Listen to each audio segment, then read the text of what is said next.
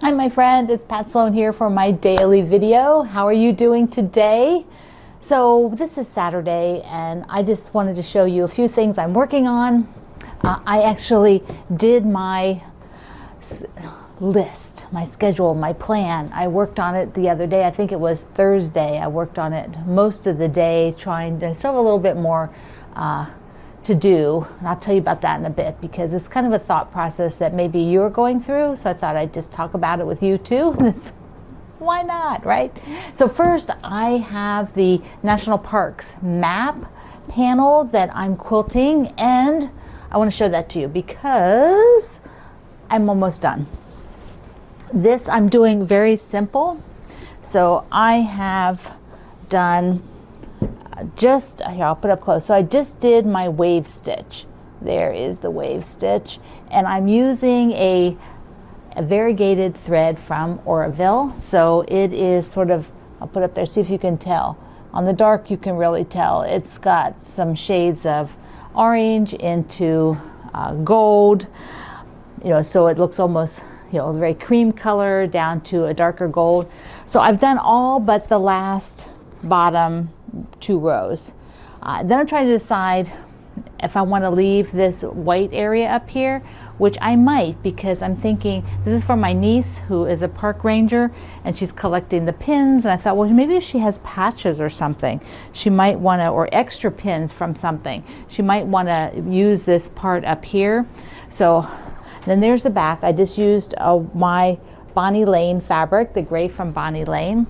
Now I do need to pick a binding color, so I thought maybe you would like to see the ones I'm considering.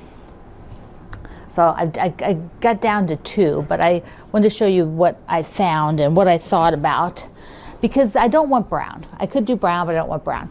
Then, so if you look at all of the different little miniature posters, like of the different parks, there's a lot of colors, and there's a lot of teal in there.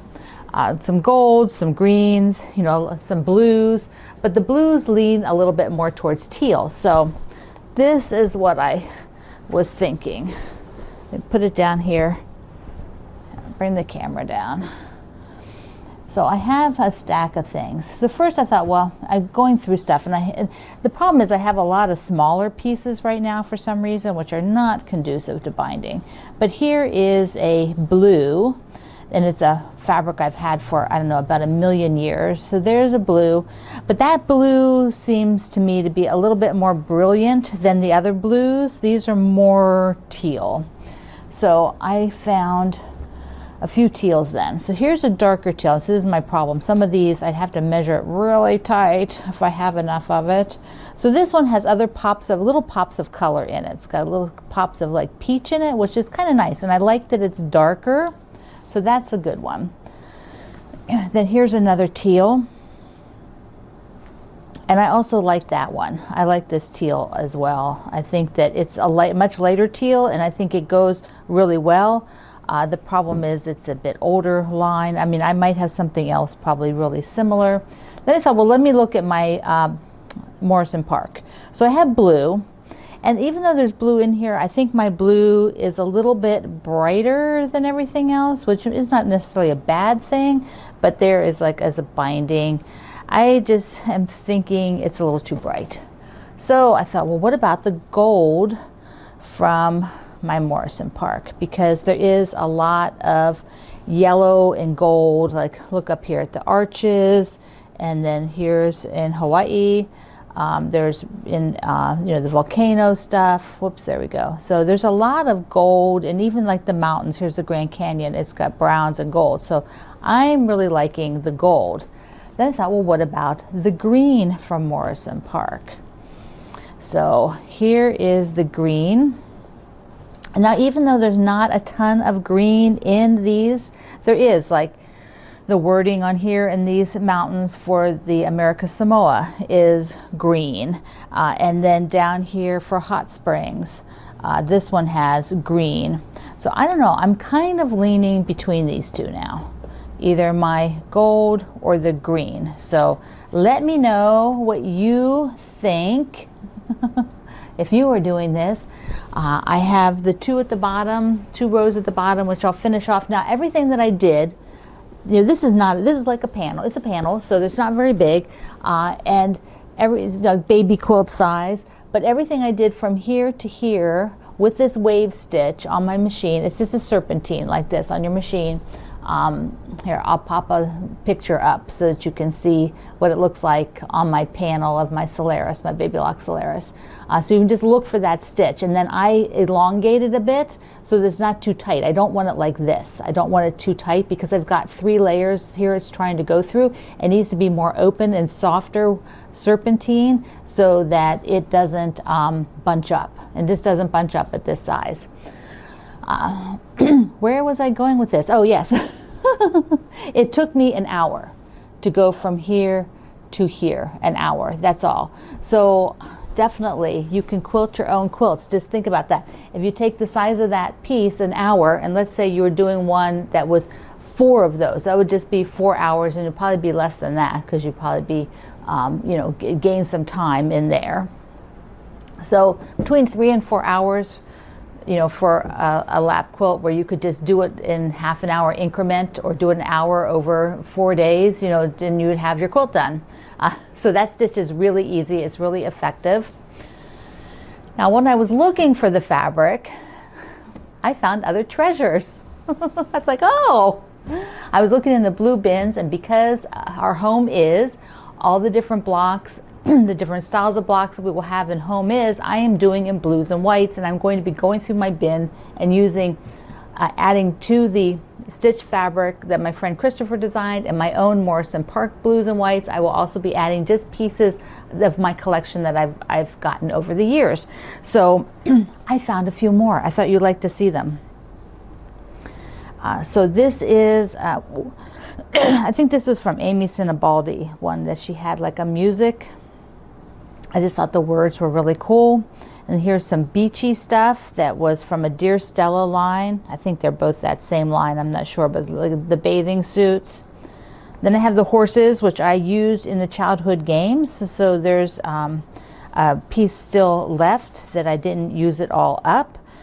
So then I don't know what this is, but there's just some really pretty florals that I've had. I don't even know what they came from. Oh, I think they may have been like a grab bag that I got. And there's some beautiful doves. And then look at this, the piece de resistance, a elephant print. Oh my goodness. Elephants, little blue elephants. So these will have to go in my home is. There'll have to be a spot for the elephants in there.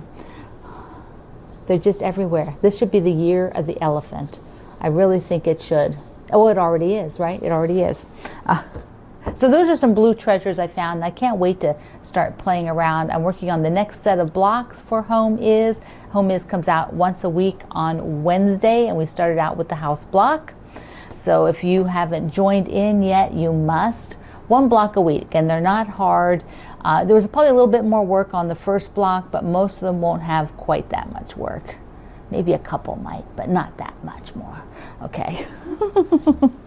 So before I talk about the next thing, I want to say thank you to my friend Karen, who sent me this super cozy scarf. Look at this. This is definitely for wearing for my walk. Look at that. Ah, oh, so cozy. Try not to hit the mic.